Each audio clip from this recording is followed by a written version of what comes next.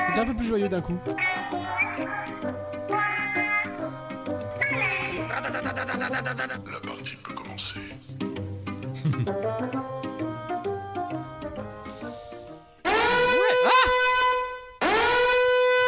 L'indice. Me fait peur l'indice. Oh non! Oh le bébé! Oui. Premier indice pour le premier meurtre, c'est quelqu'un avec des lunettes. Il y en a deux.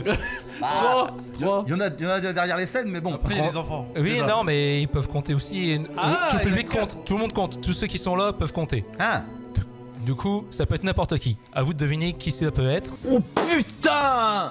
QI de 143! d'accord. Mais sinon, il a des lunettes. Il a du net. Il ou elle? Ah. Il ou elle. Il s'est vendu. Il ou elle. Bon, 3. Du coup, nous allons passer au TSOB. Entendu. Non, on est 4.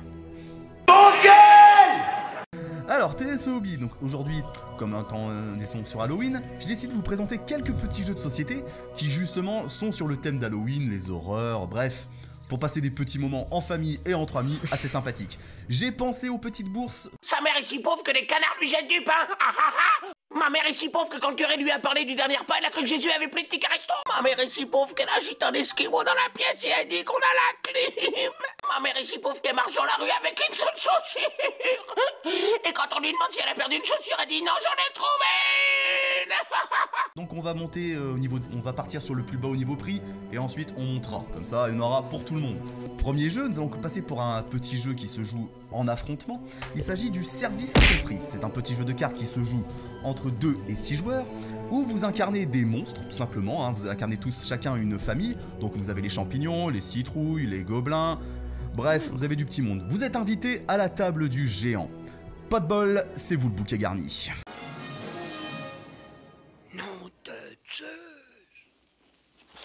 C'est vous qui allez passer à la table. Oh, la bonne ambiance. Celui-là, c'est un petit jeu d'affrontement où justement vous allez mettre vos adversaires sur la table et petit à petit les faire dévorer. Le but, bah que ce soit vous qui reste vivant parce que les autres, au bout d'un moment, le géant n'aura plus faim.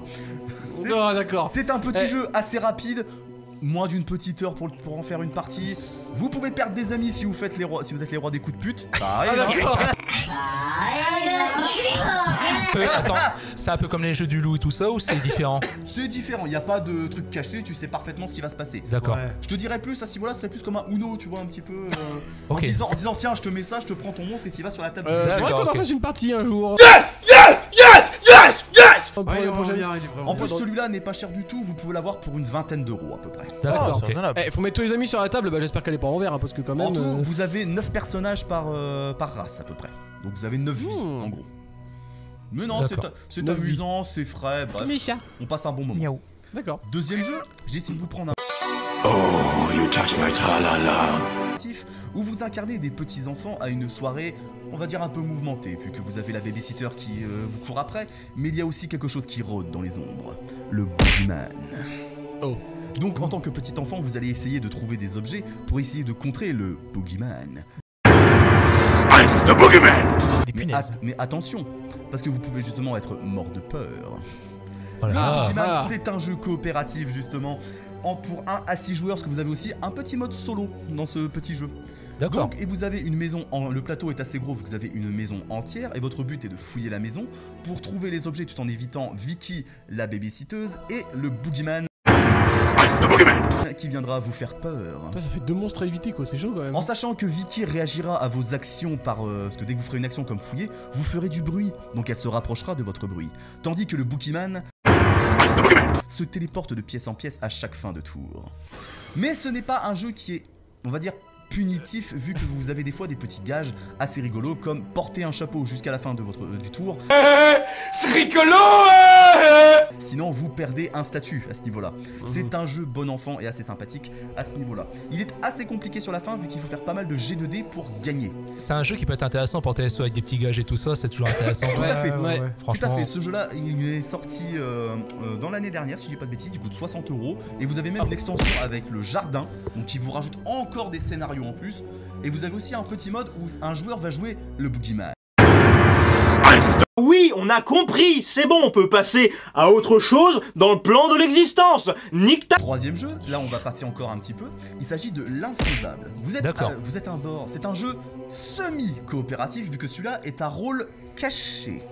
Ah. Vous êtes sur un bateau qui doit traverser justement un énorme... C'est ma bite.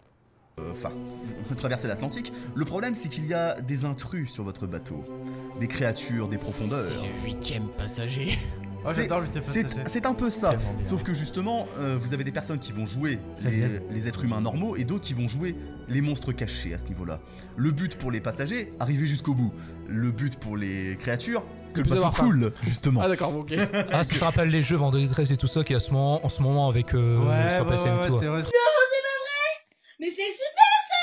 Pourquoi tu me l'as pas dit plus tôt? Là justement on est plus sur un jeu type loup-garou comme tu en parlais tout à l'heure à ce niveau-là, vu que chacun a des objectifs spécifiques et les monstres aussi ont des objectifs spécifiques. D'accord. Donc justement savoir qui est ton allié et qui ne l'est pas est quelque chose d'assez primordial. Mais ça se passe sur une énorme carte qui est un énorme bateau à ce niveau-là.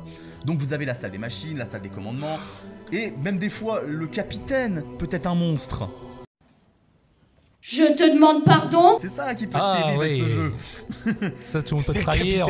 Et c'est un monstre. Oh bah vas-y, tu peux jamais avoir confiance en personne. Il coulera avec son navire. Titanic. Hop, enlevé. C'est ça. Donc c'est un jeu qui est assez, c'est un jeu qui est quand même assez lourd. C'est un jeu expert hein, comme on le conseille parce qu'il y a énormément de matériel, énormément de cartes à ce niveau-là. Mais il vous promet des parties assez exceptionnelles si on sait quoi faire à ce niveau-là. On a le budget pour celui-ci et le précédent. Alors 74 € pour celui-là, Boogeyman 60 €. Ça fait mal.